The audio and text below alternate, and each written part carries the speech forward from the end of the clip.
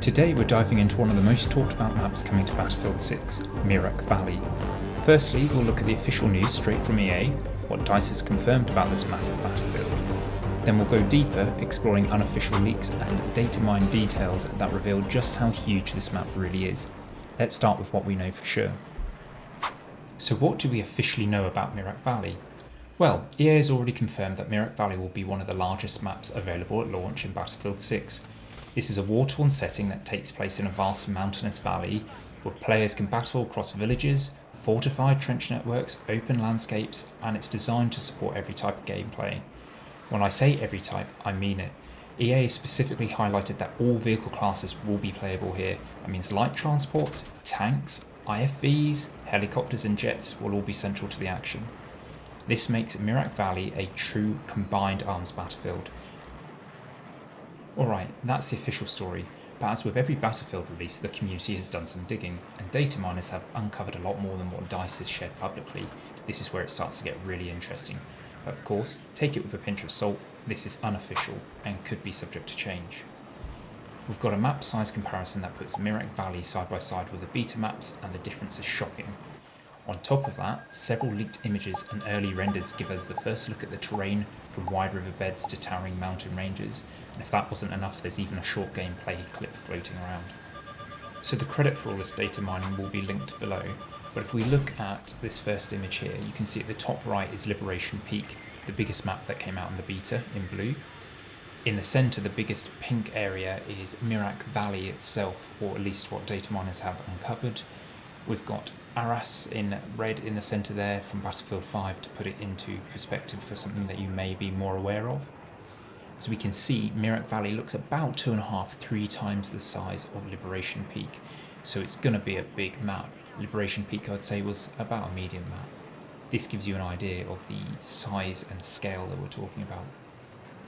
So if we look at the first unofficial picture here, we can see quite a few different areas.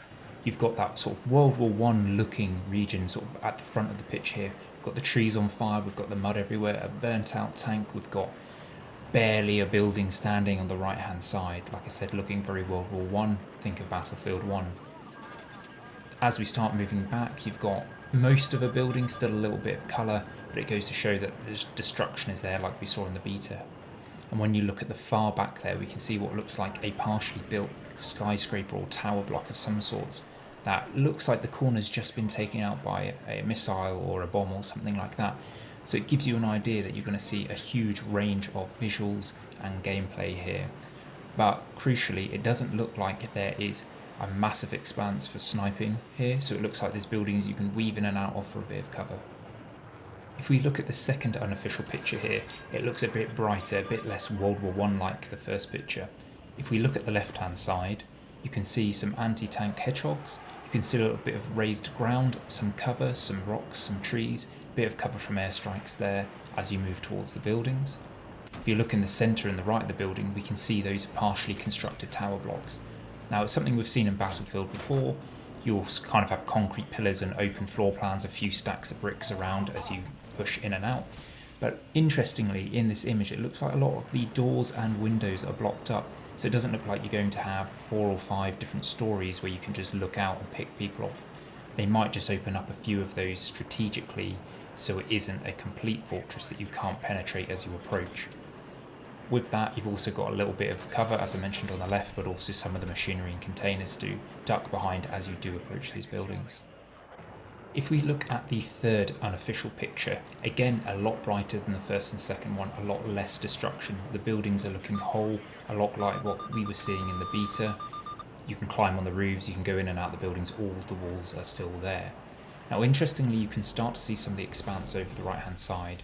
Below that mountain there, which is a lovely beautiful mountain by the looks of it, you can see those fields. That might be where your sniping and your tank battles are taking place. People can flank round in vehicles to get behind people who are in these buildings.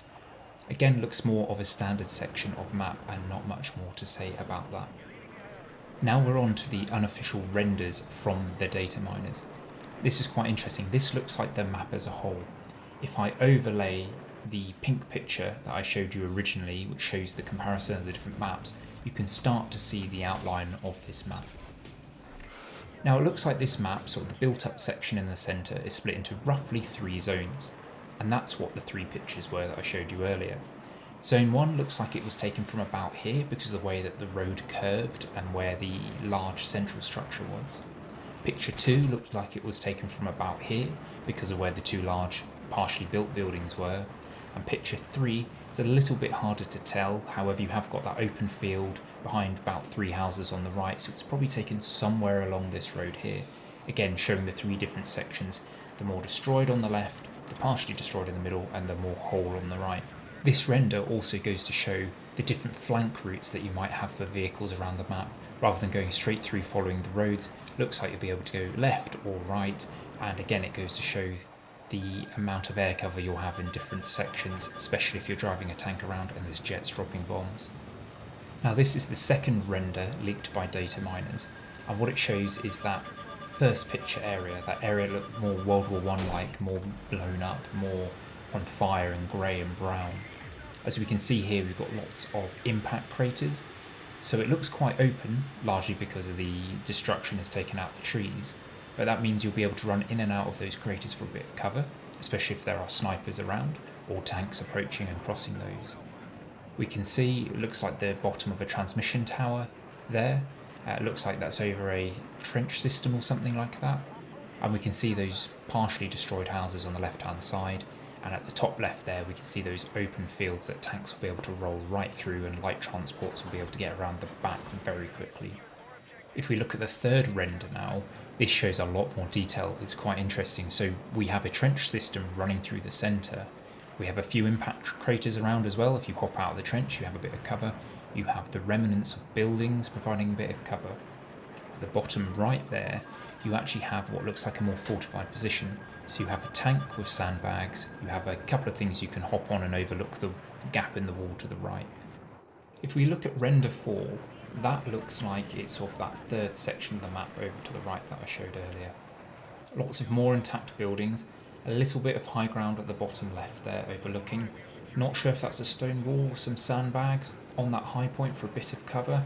Could be a good place for an MCOM station in Rush. Now, as I mentioned, you've got a lot of these intact buildings that will slowly get destroyed over the match. Open field to the left, open field to the right, provides a bit of dynamic range to the battlefield.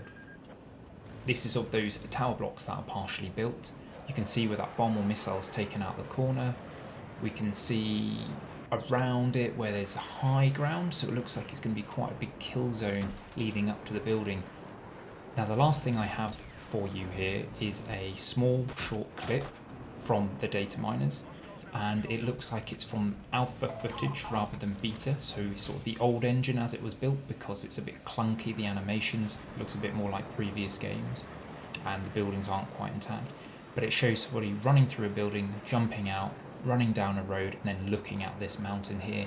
This suggests it's of Mirak Valley. Gives you an idea of what the map looked like in the early days. So that's everything we know so far about Mirak Valley, whether it's the official news from EA or the leaks from Dataminers that are unofficial and we should take with a pinch of salt. However, it goes to show how massive this map really is going to be if these leaks are true. It's going to bring back those epic large-scale battles the series is famous for. So what do you think? Are you excited for a map of this scale, or do you prefer the smaller maps? Let me know below. Hopefully this has been useful, and a like and subscribe would be helpful. Thank you.